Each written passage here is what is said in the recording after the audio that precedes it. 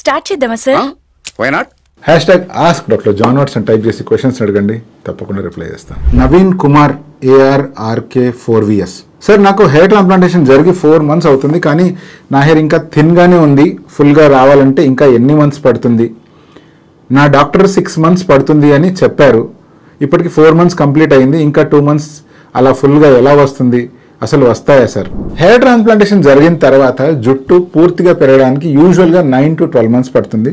కొన్ని సందర్భాల్లో 1.5 year కూడా పట్టొచ్చు. కొంతమంది మనం రేర్గా చూస్తూ ఉంటాం 4 monthsకి 6 monthsకే పెట్టిన హెయిర్ గ్రాఫ్ట్స్ అంతా ఫుల్ రిజల్ట్ వచ్చేస్తుంది. బట్ జనరలైజ్డ్ పీపుల్ని అకౌంట్లోకి తీసుకుంటే 9 to 12 months అనేటువంటి డెఫినెట్గా పడుతూ ఉంటుంది. మీరు కూడా మీ డాక్టర్ చెప్పినట్లు అట్లీస్ట్ ఒక 6 months వెయిట్ చేయడంలో తప్పు లేదు. మరి మీరు అంటున్నట్టు 4th month వరకు ఏం సరిగా పెరగలేదు, 6 monthsలో పెరుగుతాయా అంటే 6 monthsలో పూర్తిగా పెరగకపోవచ్చు.